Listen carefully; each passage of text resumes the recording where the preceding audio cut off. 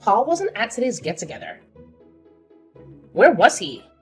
Is he sick? Working, as usual. Does he always work Saturdays? Sometimes, yeah. There was some minor emergency, and he was needed on site. Hopefully he can make it the next time. As I suspected. What do you mean? What did you suspect? No rest for the poor, as they say. I guess it can't be helped. When you're poor, you need to work as much as possible to make ends meet. I read in a magazine the other day that some poor people work up to 20 hours a day, 7 days a week, and they still can't afford to put their kids through school. I knew that was the case the minute I laid eyes on your husband. I said to myself, that man looks like he doesn't have a penny to his name. None of my business, though. I'll stay right out of it and keep my opinions to myself. That just now was keeping your opinions to yourself? Sounded like you've already made up your mind about him and our family. I'm just saying. I'm a good judge of character. I took one look at him and thought at once that he was probably doing 3 or 4 jobs to put food on the table. You poor guys. If you ever need anything, cans of soup, the odd lasagna now and then, you just sing out, okay? We can't have you all starving to death because of pride. There's nothing wrong with asking for a little help from those more fortunate than you. I see. Thank you so much for your charity. He's nothing like my Oliver. I bet your husband doesn't have a single piece of clothing worth more than a few dollars. That's the impression you got? Interesting. Paul doesn't care about fancy clothes, or anything fancy for that matter. He never has. Clearly! But don't judge him just because he's not interested in expensive clothes. Steve Jobs used to wear his scruffy jeans and his skivvy to product launch events, where everyone else was in suits. He didn't care either. Janet, it's okay to dream, but to compare Paul to Steve Jobs, that's a bit of a stretch, isn't it? Don't you think it's just a bit forward to assume someone is dirt poor without knowing everything about them? Sorry. As I said, I'm an excellent judge of character. I only need one glance to sum someone up. That's just the way he looked. I'm sorry. I didn't think poor people had any feelings. What? Are you reading your own texts? What you're saying is borderline hate speech. Please stop insulting me. What's wrong with calling poor people poor? Do they get offended? What if I call the horse a horse? I'd be right. The horse would think, yes, I'm a horse. You're right. Did you never hear the saying, don't judge a book by its cover? There's another saying that goes, appearance is 9/10 of the law. Thank you. I'm beginning to understand where you're coming from. Please, go on. Isn't it natural to look down on the poor? I mean, if they didn't want to be poor, they could stop it, right? I can't help feeling they're just being lazy. You're a housewife, right? Have you ever worked a day in your life? Me? Oh, good heavens, no. Ew. I don't think I'm suited to getting my hands dirty. I did have a job in a perfume shop for a week when I was in high school, but I had to quit. I couldn't stand touching the money. It's very dirty, you know. I read in a magazine that you can catch all sorts of diseases from touching money after other people have touched it. You should probably think about what you're saying a little more. Those kind of general statements can be really hurtful. My Oliver works for Prescott Chemicals, the biggest chemical producer in the state, one of the biggest in the whole country. And he's not actually making this stuff. Of course not. He's one of the top executives. We're so happy. Life is good. Don't you think it's better to have money for the children? I can't imagine growing up with poor parents. I shudder to think what their suffering must be like. My heart bleeds for them. Give it a rest, would you? You think I like hearing this? And really, you shouldn't judge people on their appearance. Your intuition isn't as good as you think. We're just fine with the status quo. Okay. Have it. You're right. You put on such a brave face. But you can let your guard down with me. I admire you in a way. It's kind of admiration mixed with pity, but admiration too. Wow, you do go on, don't you? I can assure you, we are fine. Well, if you don't at least buy your kids nice clothes, they end up just like their appearance. They'll never break the cycle of poverty. Those poor kids. Leave us alone. I'm really busy today, so we don't have any more time to continue to get offensive texts from you. Okay? No rest for the poor, huh?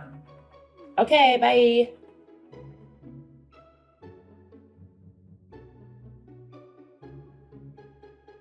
Montana, have you got a moment? Did you take my family's name off the list for the next gap together?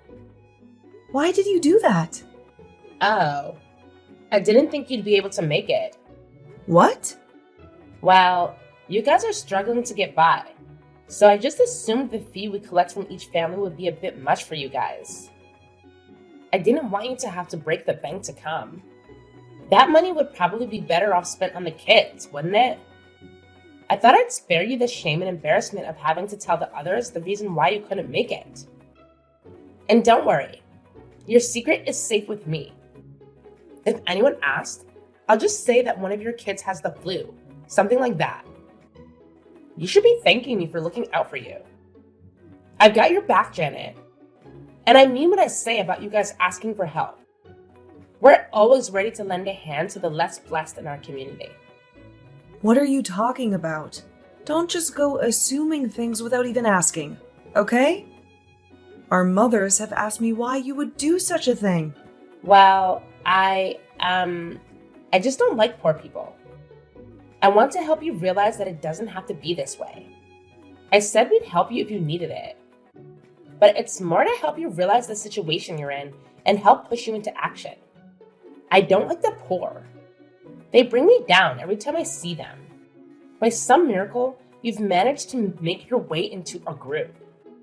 I thought it was very odd, such a poor family being a part of our group. But it is what it is, and I'd like you to try and pull yourself up from the poverty you're in. It can't be very pleasant, living like that. I'm not following you at all. You've imagined some poverty-stricken family that you seem to have conflicting feelings about. All 100% of creation of your own mind. Based on nothing but seeing my husband wearing clothes that weren't designed by some famous Italian. You know nothing about my family. You just made up your mind about us based on nothing. And now you won't even keep me in the loop on school events? Taking me off of the list of participants? That's going too far. I've had enough of this, Montana. I will not tolerate the poor being a part of our circle. It's not right. Either you do something about your situation or you're not welcome. It depresses me seeing you and your bedraggled husband. Those poor, poor children. My heart breaks. It's best you don't come to any more meetings. People really don't want to rub shoulders with your type, and they literally don't want to rub shoulders with your husband.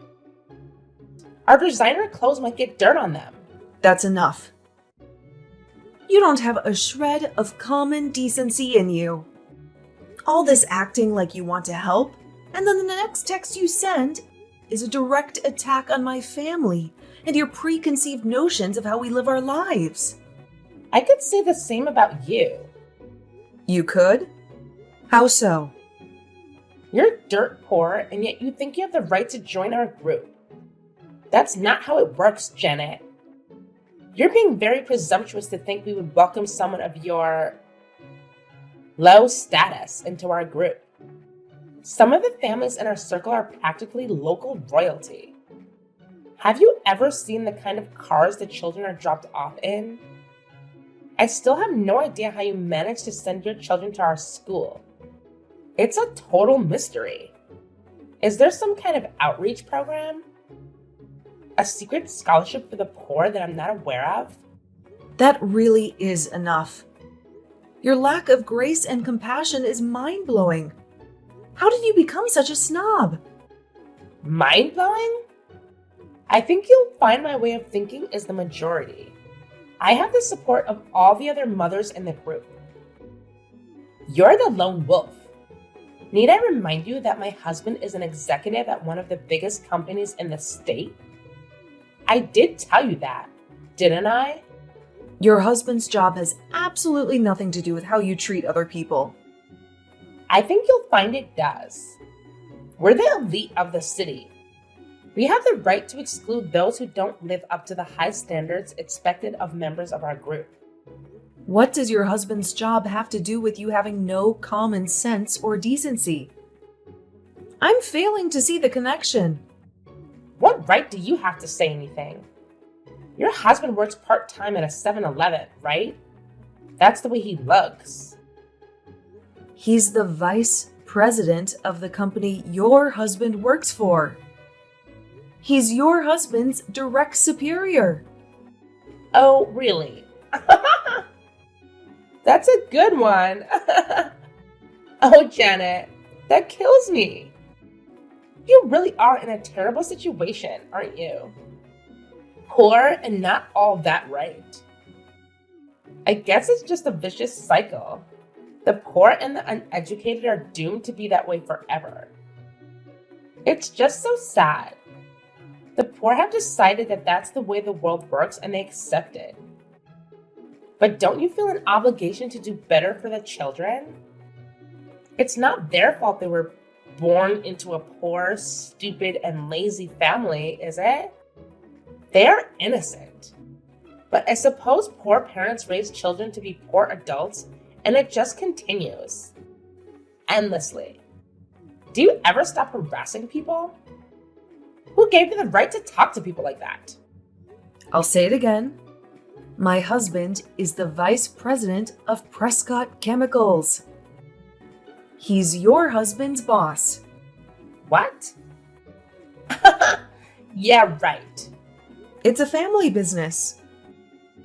The whole company and all of its subsidiaries are owned by Paul's family.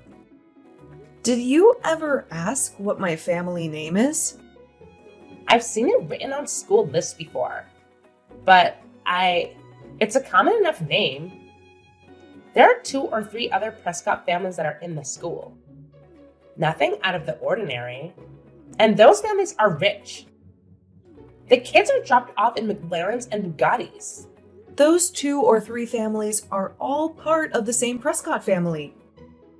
One of the fathers, Paul's cousin, is a board member, and one of the mothers, Paul's older sister, is the CEO of the pharmaceutical branch. There are actually 2 more families you may have overlooked. Margaret Wake. Of course I know Margaret. She's been the head of the PTA for the last 3 years. She's Paul's little sister. She's also a board member. Karen Evans. The area school commissioner? Paul's cousin. She also owns 30% of the entire company. Oh, God. I knew your husband was working there. I just didn't say anything. Paul says he's a great executive and a generally nice guy.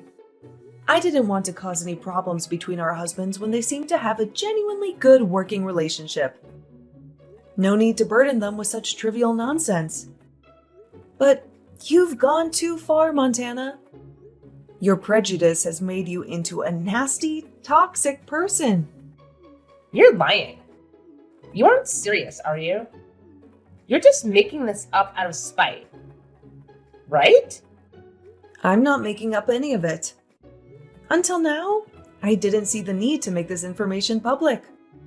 But I won't be the target of your personal crusade against the poor. You seem to be bent on broadcasting your wealth and self-perceived elite status to anyone who will listen, while looking down on those less fortunate than you. And yet my husband has been your husband's boss all along. And you will have, of course, heard the name Hugh Prescott II. The president. Yes, of course. Think about that for a moment. Is he Paul's father? You got it. You gotta be joking.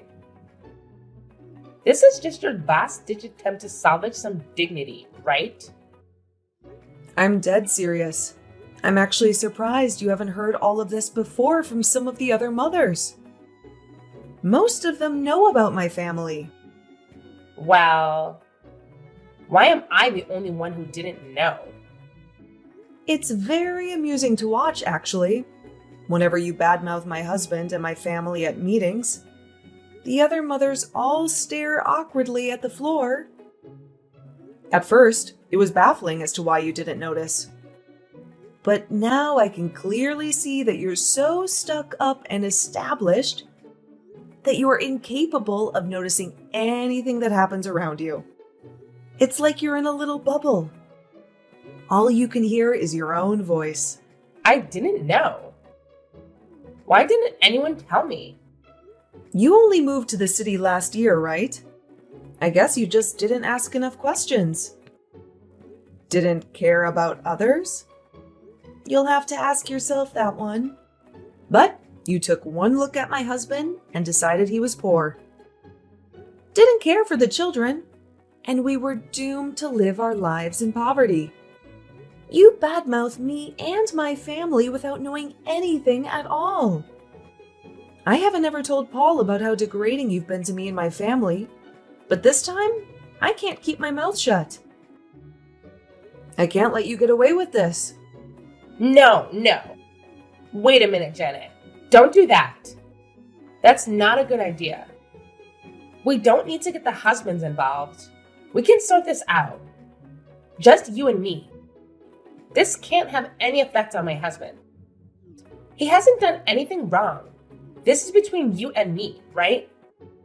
Your husband has done nothing wrong. As I said, Paul and the rest of the board are very happy with him. He's an excellent worker. But I'm going to tell Paul about this. It's all here in your texts. And don't try to delete any of them. I've already taken screenshots of this entire conversation. I'm sorry. Please don't tell your husband.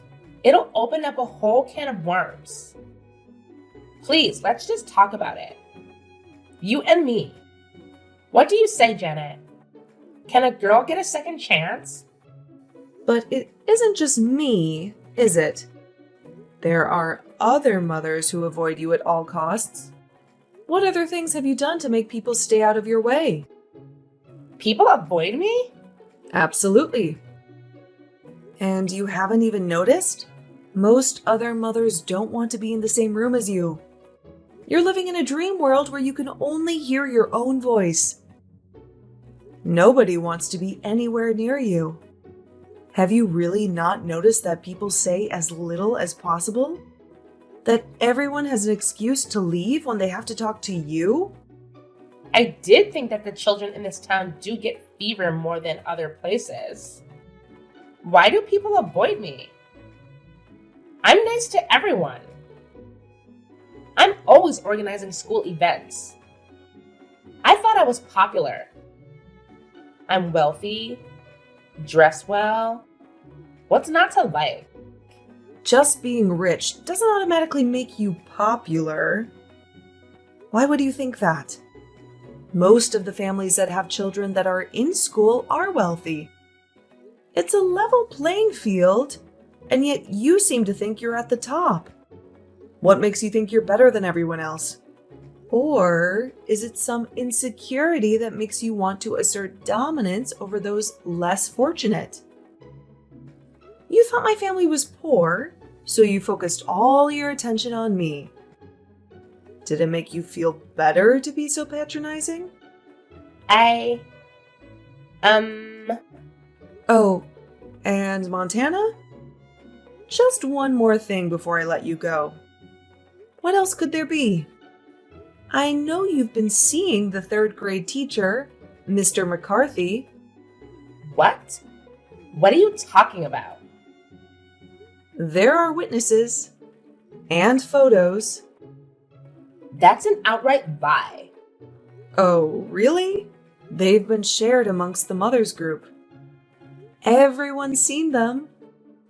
There's no doubt it's you. Some of them are very damning for a married mother.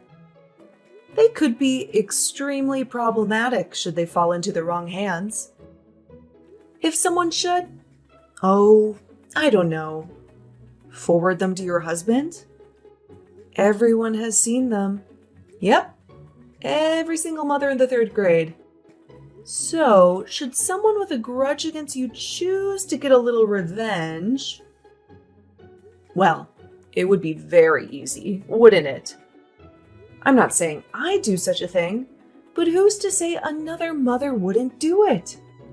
You aren't very popular, so I wouldn't count on everyone keeping quiet. I'd be very worried if I were you. There is plenty of evidence. I'm thinking I should go and have a talk with the principal. What do you think? No, don't do that. This can't be happening. You're trying to trick me, right? This is an elaborate plot to get back at me for looking down on you and your family. Right? Janet! I couldn't dream up such a trivial storyline if I tried. I'm afraid it's all 100% true. Karma, Montana. The world has an uncanny way of delivering payback. But it's simple, really. It's just a natural reaction to how horrible you were. If you hadn't treated people so badly, people wouldn't hate you. Simple. Easy to understand. Wait. I haven't been having an affair, and I had no idea about your husband and his family. I'm sorry. I apologize. Forgive me. You don't have to tell your husband. Please don't do it. I don't think I needed to. I didn't want to bother either of them, but you went too far. You insulted my husband and children. I can't let that go. My husband will be contacting you. You can apologize to him directly. I will. Just please don't tell Oliver. If he finds out about Mr. McCarthy, I'll be in a world of trouble. Please promise me you won't say anything. Janet, can you promise me? I can't make any promises. What happened between you and the 3rd grade teacher is my business. If that comes out, so be it. But it won't be coming from me. But everyone knows about it. If it comes out, you'll have to deal with that yourself. I couldn't stop it if I tried. I will say there have been strong words posted in the group chat about a teacher who does such a thing. More than a few mothers have started to doubt whether they can trust a teacher who hasn't been fair with a married member of the PTA. Personally, I think it probably should become public knowledge. The school has a reputation to uphold and can't just brush this sort of thing under the rug and pretend it never happened. Aren't you embarrassed about what you've done? Yes, of course. I let lust get in the way of my family. I'm so sorry. I apologize, Janet. I'm sorry. Forgive me. I'm sorry for what I said about you to your husband and children. I'm sorry for seeing Mr. McCarthy. I'll never meet him again outside of school. Can't you just help me out this once? Talk to the other mothers. Make sure my husband never hears about this. Please. It isn't for me to decide what happens. It's your bed. Now you've got to sleep in it. I'm not going to cover it for you. Don't say it like that. I don't know what to do. I'm finished. I thought we were friends. Friends? You aren't serious, are you? With the condescending way you've treated my family? You really can't hear anything but your own voice, can you? One glance at my husband, and you immediately thought he worked at a convenience store. And what if he did? Why does it matter so much to you what people do or how they live? It just so happens that the day you saw him, he'd just gotten back from a team-building survival camp that Prescott runs every year for its employees. That t-shirt with the holes in it even had Team Building 2012 written on it. Paul has been leading the camp for the last decade. Your husband was in that camp, but you didn't even think to put two and two together. As I said, you're in a dream world. Your self-centeredness is at the heart of this. You also tried to kick me out of the mothers group. Have you forgotten that? Friends? Why on earth would I consider you a friend? Sorry. That wasn't what I wanted to do. I was trying to help you. Remember they were all lasagna? I was only joking with you. I didn't really mean all those things I said. Just a bit of teasing between friends. It's too late. The other mothers have all said they're blocking you and won't take your calls. Block me? Nobody wants to have anything to do with you. All you do is trash talk people. You never have a nice thing to say unless you're talking about how much money your husband makes. Everyone in the group is wealthy, so nobody cares about your husband's salary. And just for the record, I know how much he makes. Because, Montana, you have never once asked me what I do for a living. I thought you were a housewife. Nope. Think again. I'm the Chief Payroll Officer of Prescott Chemicals. Oh. All you do is look down on and criticize people. And to top it all off, you have an affair with your children's teacher? Can't you see yourself? Take a step back and look at how you've behaved. It's atrocious. I regret it all. I repent. I'll never do it again. I'll resign from the PTA. I'll never leave the house again. Just please help me. If those photos get sent today, he'll divorce me. I'll lose everything. I think you need to have a good long talk to your husband. Confess. Who knows? Maybe he'll forgive you. All will be revealed in the end. It's better he hears it from you rather than someone he doesn't know well.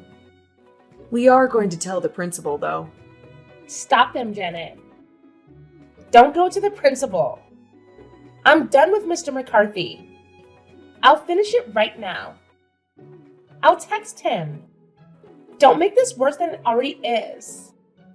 If people actually liked you, they might consider keeping it a secret. But it's too late. Goodbye. I'd say good luck, but I don't care what happens.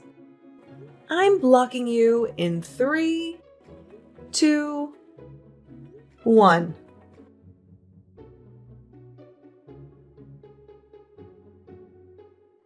Montana started trying to butter up the mothers of her group by sending presents and overly flattering handwritten letters. But it was all far too late.